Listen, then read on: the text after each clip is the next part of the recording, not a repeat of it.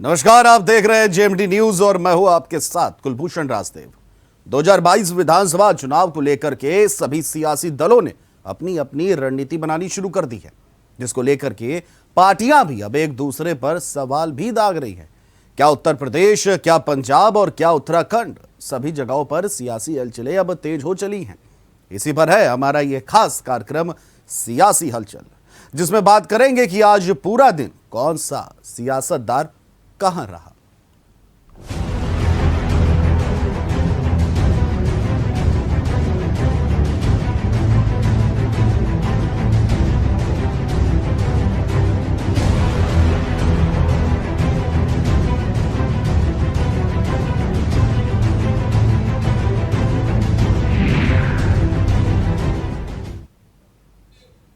तो चलिए सियासी हलचल से जुड़ी खबरों के सिलसिले को शुरू करते हैं।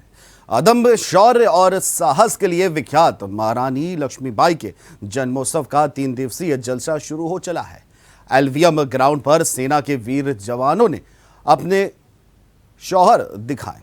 इसके बाद रक्षा मंत्री राजनाथ सिंह झांसी के मुक्ताकाशी मंच पहुंचे। यहां राष्ट्र रक्षा समर्पण पर्व की शुरुआत की गई। सभी को संबोधित करते हुए रक्षा मंत्री राजनाथ सिंह ने कहा कि अपराधियों को जब उत्तर प्रदेश के मुख्यमंत्री की याद आती है तो उनके दिल की धड़कनें बढ़ जाती हैं। यूपी से माफिया राज पूरी तरह से खत्म हुआ है। यूपी में औद्योगिक विकास के लिए सीएम बहुत अच्छे ढंग से काम कर रहे हैं। वन डिस्ट्रिक्ट वन प्रोडक्ट के माध्यम से रोजगार मिला है। हिंदुस्तान के अन्य राज्य वन डिस्ट्रिक्ट वन प्रोडक्ट को मॉडल के रूप में भी देख रहे हैं। आबादी के लिहाज से उत्तर प्रदेश सबसे बड़ा राज्य है, जहां यूपी सीएम योगी आदित्यनाथ ने कोविड के वक्त बेहतर काम किया है।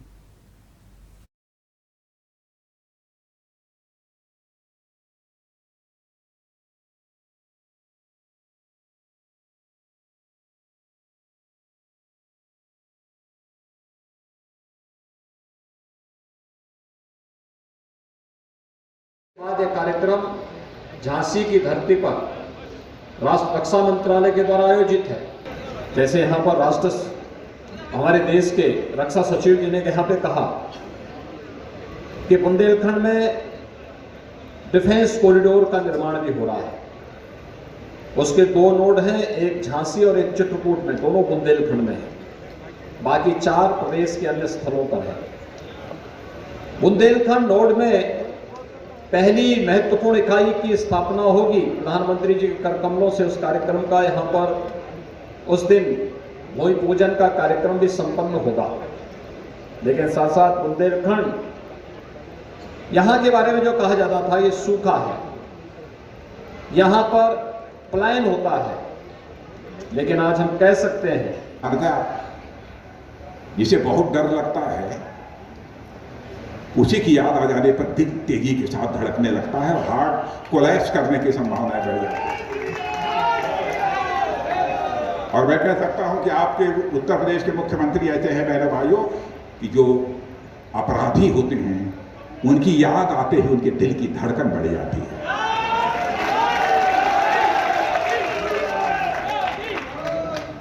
योगी शासन के में गुंडे माफिया तो बदमाशी छोड़ चुके हैं और फिर उन्हें अपने धंधे छोड़ने पर मजबूर भी होना पड़ा। ऐसे ही नहीं छोड़ा जाता। उत्तर प्रदेश में औद्योगिक विकास के लिए भी वे पूरी मजबूती के साथ मुख्यमंत्री जी काम कर रहे हैं।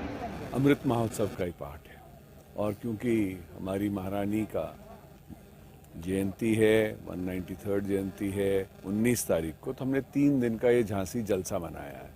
और झांसी में विशेष रूप से कभी ऐसी चीज़ें नहीं हुई, तो आग्रह पे आदरणीय राजनाथ सिंह जी ने और प्रधानमंत्री जी ने कहा कि झांसी के लोगों को भी विशेष रूप से ऐसी चीज़ों में रुचि है, तो उनको दिखाया जाए, जवान बच्चों को दिखाया जाए। और पहली बार प्रधानमंत्री जी ने महिलाओं को सैनिक स्कूलों में जगह दी है और पहली बार हमारी बच्चियाँ वहाँ पढ़ने जा रही हैं, तो इसलिए ये पर्व लगाया गया। और आज विशेष रूप से मैं धन्यवाद कहना चाहूँगा मिनिस्ट्री ऑफ डिफेंस को, बीएसएफ को, जिन लोगों ने आज dog show, horse show, DRDO, drone show, ये सारी चीज़ें झांसी में हुई। राष्ट्र रक्षा समर्पण पर्व झांसी में शुरू हुआ। मुख्यमंत्री योगी आदित्यनाथ और रक्षा मंत्री राजनाथ सिंह झांसी पहुंचे। मुक्तागाछी मंच पर ये प्रोग्राम शुरू किया गया। उसके बाद राजनाथ सिंह यहाँ पहुँचे। ये हाथी ग्राउंड है जहाँ पर सेना के हथियारों को प्रदर्शित किया गया है। यहाँ पर थल सेना, वायु सेना और जल सेना, इसके जो अलग अलग उपकरण हैं उनको दिखाया गया है। ये टैंक दिखाए जा रहे हैं कि दुश्मन देशों के साथ में हम किस तरह से बर्ताव कर सकते हैं, हमारी ताकत क्या है, क्षमता क्या है। और इसमें एक बात देखने को मिली, वो राष्ट्र रक्षा समर्पण पर्व के आत्मनिर्भर भारत, ये बहुत बड़ा इवेंट था। क्योंकि आत्मनिर्भर भारत के अंतर्गत यहाँ पर DRDO ने जिस तरह से काम करना शुरू किया है, अपनी ताकत को बढ़ाया है, लगातार व्यवस्था मजबूत की जा रही है। तो ये यहाँ पर इस प्रदर्शनी के माध्यम से ये दिखाया जा रहा है कि किस तरह से सेना अब मतलब शक्तिशाली है, हमारी जो क्षमता है वो लगातार बढ़ती जा रही है और भारत अपने ऊपर खुद इंडिपेंडेंट होता जा रहा है। अब रक्षा मंत्री ने आज ये बात भी मन से कही कि अभी तक देश हमारा हथियारों को आयात करने वालों में था, लेकिन आज हम उस स्थिति में है कि हम निर्यात की स्थिति में भी पहुंच गए हैं। और उन्होंने ये भी कहा कि आने वाले 10 सालों बाद एक बहुत बड़ा बदलाव देखने को मिलेगा। हम अपने जो भी वेपन्स हैं वो यहीं बना पाएंगे, यहीं पर उसका उपयोग कर पाएंगे। हमें किसी बाहरी देश पर किसी देश के साथ में ये नहीं कि हमें उससे कोई सामान को आयात करना पड़े। Kuldeep Awasthi, TMT news, Jhansi. और वहीं मुख्यमंत्री योगी आदित्यनाथ ने महोबा आकर 19 नवंबर को प्रधानमंत्री नरेंद्र मोदी के कार्यक्रम का जायजा लिया। बुंदेलखंड की सबसे महत्वाकांक्षी योजनाओं में से अर्जुन सहायक परियोजना के अर्जुन बांध का स्थलीय निरीक्षण कर खामियों को दूर करने के जल्द से जल्द जरूरी दिशा निर्देश दिए। इसके बाद परियोजना का हवाई सर्वेक्षण कर मुख्यालय के पुलिस लाइन स्थित प्रधानमंत्री जनसभा स्थल का भी निरीक्षण किया। इस दौरान उन्होंने अधिकारियों के साथ एक जरूरी बैठक कर प्रधानमंत्री के कार्यक्रम को लेकर के दिशा निर्देश भी दिए।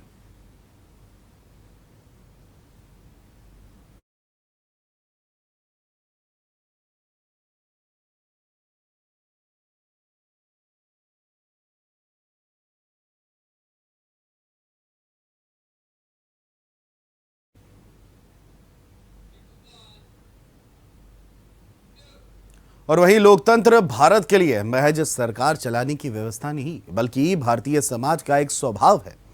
हिमाचल प्रदेश विधानसभा में शुरू विधानसभा और विधान परिषदों के पीठासीन अधिकारियों के सम्मेलन को संबोधित करते हुए प्रधानमंत्री नरेंद्र मोदी ने यह बात कही।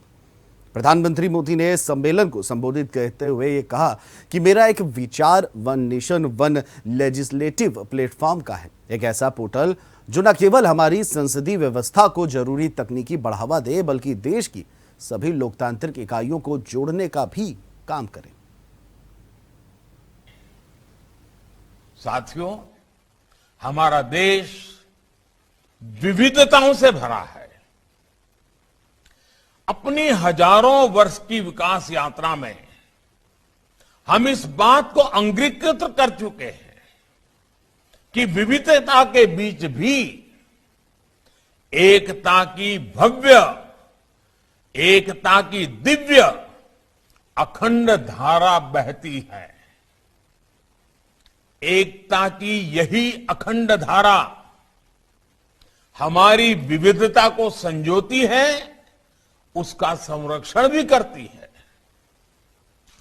आज के बदलते हुए इस समय में हमारे सदनों की विशेष जिम्मेदारी है कि देश की एकता और देश की अखंडता के संबंध में अगर एक भी भिन्न स्वर उठता है तो उससे सतर्क रहना है। विविधता को विरासत के रूप में गौरव मिलता रहे, हम अपनी विविधता का उत्सव मनाते रहें। हमारे सदनों से ये संदेश भी निरंतर जाते रहना चाहिए।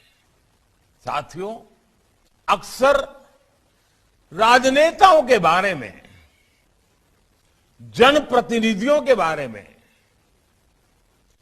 कुछ लोग ये छवि बना लेते हैं कि ये नेता है तो 24 घंटे राजनीतिक उठा पटक में ही जुटे होंगे, किसी जोड़ तोड़ खींचतान में जुटे होंगे। लेकिन आप गौर करें, तो हर राजनीतिक दल में ऐसे जनप्रतिनिधि होते हैं जो राजनीति से परे अपना समय, अपना जीवन समाज की सेवा में, समाज के लोगों के उत्थान में खपा देते हैं। उनके ये सेवा कार्य राजनीति में लोगों की आस्था को, विश्वास को मजबूत बनाए रखते हैं। ऐसे जनप्रतिनिधियों को समर्पित मेरा एक सुझाव है। हम अपने सदनों में बहुत सी विविधताएं करते हैं, जैसे प्राइवेट बिल लाते हैं उसके लिए समय निकालते हैं, कुछ सदनों में 0 ओवर के लिए समय निकालते हैं। क्या साल में 3-4 दिन, किसी सदन में 1 दिन, किसी समय 2 दिन ऐसे रखे जा सकते हैं कि जिसमें समाज के लिए कुछ विशेष कर रहे हमारे जो जनप्रतिनिधि हैं, उनके अनुभव हम सुने, वो अपने अनुभव बताएं, अपने समाज जीवन के इस पक्ष के बारे में भी देश को जानकारी दें। आप देखिएगा, इससे दूसरे जनप्रतिनिधियों के साथ ही समाज के अन्य लोगों को भी कितना कुछ सीखने को मिलेगा। राजनीतिक क्षेत्र के नेताओं का एक जो रचनात्मक योगदान भी होता है, वह भी उजागर होगा। और जो रचनात्मक कामों में लगे हुए लोग हैं, उनको भी राजनीति से दूरी बनाए रखने की जो प्रवृत्ति बढ़ती जा रही है, उसके बजाय ऐसी सोच, ऐसी सेवा करने वाले लोग राजनीति से जुड़ते जाएंगे, तो राजनीति भी अपने आप में समृद्ध होगी। और मैं मानता हूं कि एक छोटी सी कमेटी बना दी जाए जो ऐसे अनुभवों के संबंध में स्क्रीनिंग कर लें, वेरीफाई कर लें, और फिर कमेटी तय करे कि भाई इतने लोगों का कथन होना चाहिए। तो आप देखिए, क्वालिटेटिवली बहुत चेंज आएगा। और मैं जानता हूं कि पीठाधीश जो हैं, वे इन बातों को बहुत अच्छी तरह जानते हैं कि कैसे अच्छी से अच्छी चीजें खोज करके ले आना।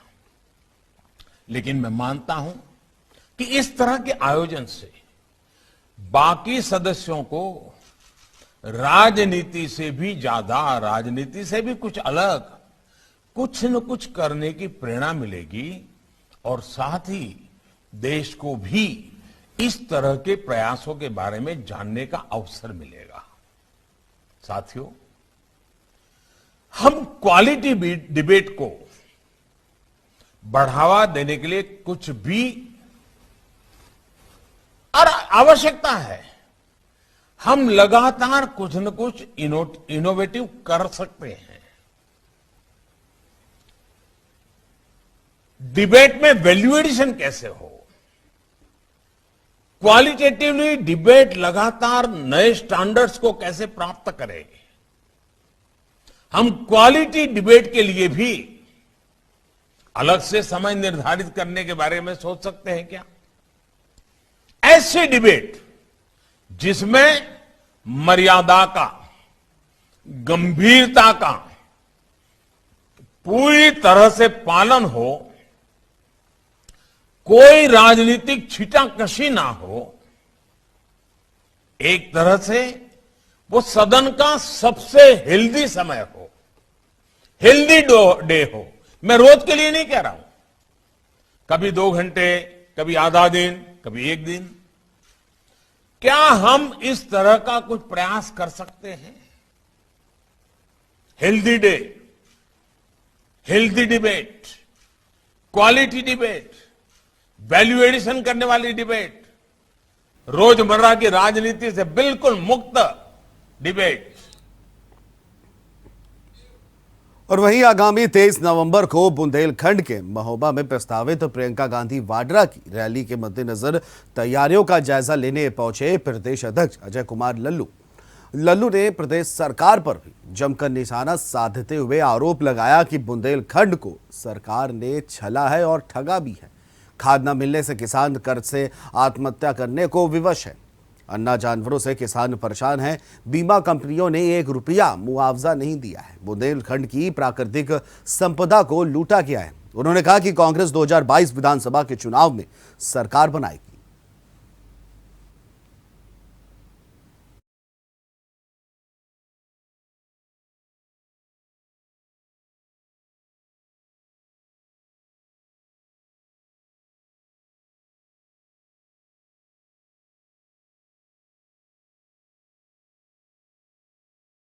देखिए, आने वाले 23 तारीख को महोबा में एक विशाल रैली का आयोजन है, प्रतिज्ञा रैली का आयोजन है, जिसको आदरणीय प्रियंका गांधी संबोधित करेंगे।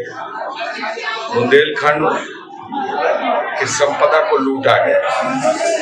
यहाँ का किसान बदहाल है, रोज आत्महत्या करने पर विवश है। फसलों का दाम नहीं, अन्ना जानवरों से परेशान है, कर्ज से डूबा है। खाद के लिए लोग लाइन लगाते हैं। और वहीं कानपुर में जगह जगह हुए अतिक्रमण और लग रहे जाम से निजात दिलाने के लिए खुद प्रमिला पांडे सड़क उतरी और अतिक्रमण किए हुए दुकानदारों से अतिक्रमण हटाने की अपील भी की। महापौर प्रमिला पांडे ने शहर के सबसे व्यस्तम बाजार घुमटी पहुंची और वहां पर लगे अतिक्रमण को देख नाराजगी जताई। महापौर ने दुकानदारों और सब्जी वालों जो कि सड़क को घेर कर अपनी दुकानें लगाए हुए थे, उनसे अपनी दुकानों को हटाने के लिए विनती की और उन्होंने हिदायत भी दी कि वे अपनी दुकान अगर नहीं हटाएंगे तो उनका चालान भी किया जाएगा।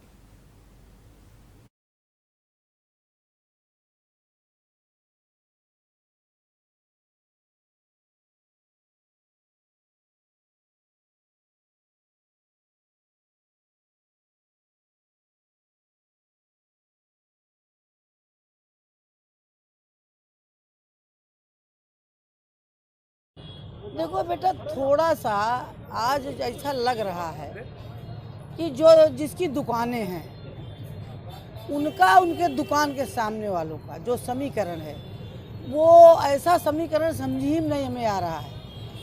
अब वो सड़क को कह रहे हैं कि क्या कहते हैं, बगल वाली दुकान जिनकी मान लो जिनकी दुकानें नहीं है, वो अगर मान लो सड़क पे एक बार लगाएं तो ये माने रखता कि चलो भाई इनके पास जगह नहीं है। लेकिन जिनकी दुकान है अगर वह पूरा सड़क घेरे हैं तो अन्याय है ना। हमने पूरे शहर अपने इस मार्केट के लोगों से 80 फीट यहाँ पर गुमटी में सबसे प्रार्थना किया कि भैया आप अंदर चले जाओ, फुटपाथ खाली कर दो, लोगों को चलने में ठीक लगे। ये मैं प्रार्थना करने इस मार्केट में आई हूँ कि आज क्योंकि पुलिस विभाग ने भी यहाँ जा कर के अभी देख के गया, मुझे अभी पता चला, तो मैं ये नहीं चाहती कि मेरी जो जनता है जिन्होंने हमेशा मेरा साथ दिया तो उनके साथ कोई अन्याय हो, इसलिए मैं आई। मैं इनसे प्रार्थना करने आई कि आप लोग अंदर। और वहीं 25 नवंबर को हरकोट बटलर प्रौद्योगिकी विश्वविद्यालय के 100 वर्ष पूरे होने पर शताब्दी समारोह का आयोजन किया जा रहा है। भव्य रूप से होने वाले समारोह में देश के राष्ट्रपति रामनाथ कोविंद भी शिरकत करेंगे। वहीं राष्ट्रपति के कार्यक्रम को लेकर के विश्वविद्यालय द्वारा की जा रही तैयारियां भी पूरी हो चुकी हैं। राष्ट्रपति विकासनगर स्थित HBTU परिसर में बने शताब्दी भवन के मंच पर लोगों को संबोधित करेंगे और बटन दबा करके शताब्दी द्वार और स्तंभ का लोकार्पण भी करेंगे। वहीं 250 एकड़ में फैले इस HBTU में हेलीपैड भी बनाया जा रहा है, जिस पर राष्ट्रपति और मुख्यमंत्री समेत राज्यपाल का विमान उतरेगा और फिर इस कार्यक्रम की संपन्न किया जाएगा।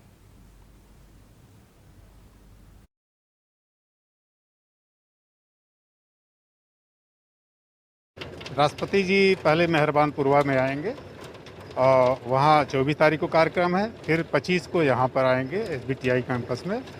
तो सारे उनके जो SBTI की तरफ से, प्रशासन की तरफ से उनकी व्यवस्था हो रही है। यहाँ हेलीपैड और 5 हेलीपैड बनेंगे, 4 हेलीपैड बनेंगे।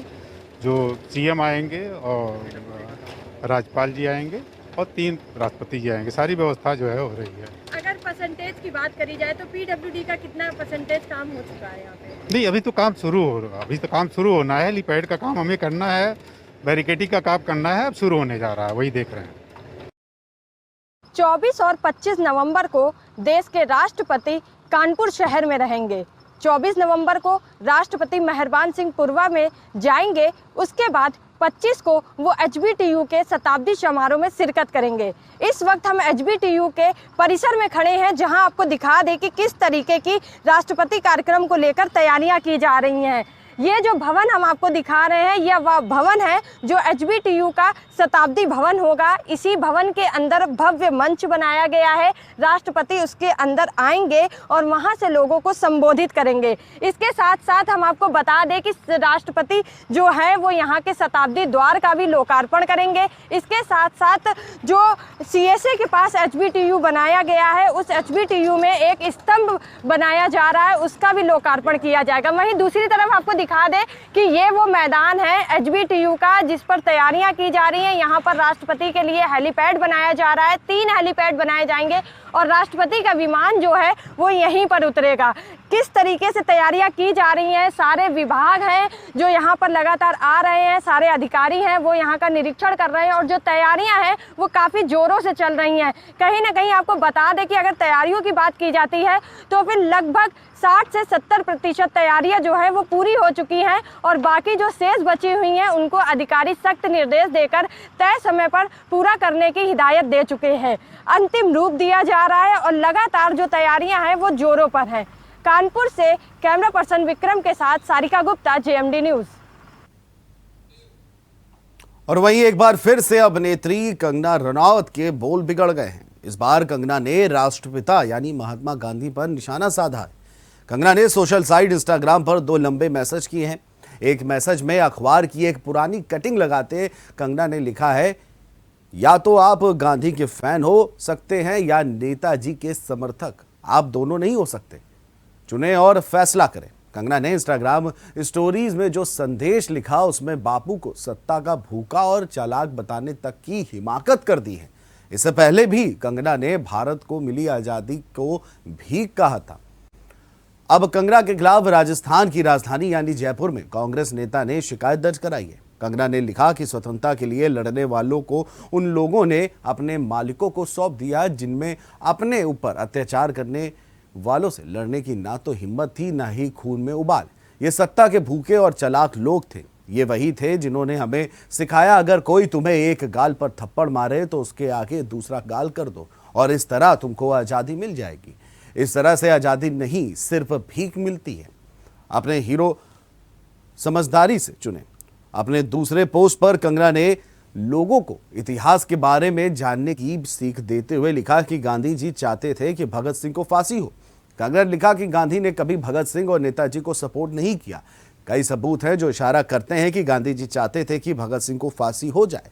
इसलिए आपको चुनना है कि आप किसके समर्थन में हैं, क्योंकि उन सबको अपनी यादों में एक साथ रख लेना और हर साल उनकी जयंती पर याद कर लेना ही काफ़ी नहीं है। सच कहे तो ये महज मूर्खता नहीं बल्कि बेहद गैर जिम्मेदाराना और सतही है। लोगों को अपना इतिहास और अपने हीरो पता होने चाहिए।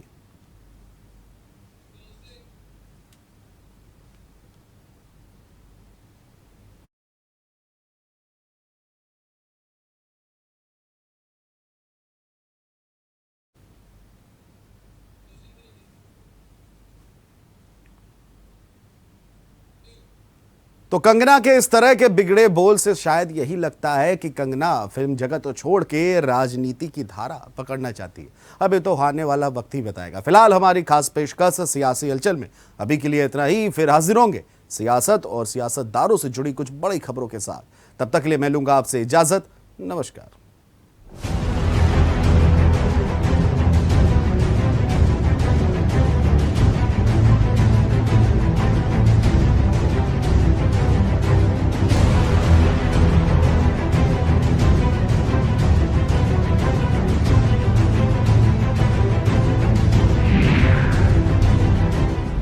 अगर आपको हमारा वीडियो पसंद आया हो तो हमें लाइक करें, सब्सक्राइब करें और ज्यादा से ज्यादा शेयर करें और हाँ, बेल आइकॉन दबाना ना भूलें ताकि हर खबर का अपडेट आप तक पहुंचे तुरंत। आप हमें इंस्टा, ट्विटर और फेसबुक पर भी फॉलो कर सकते हैं। हमारी आईडी है @JMD News।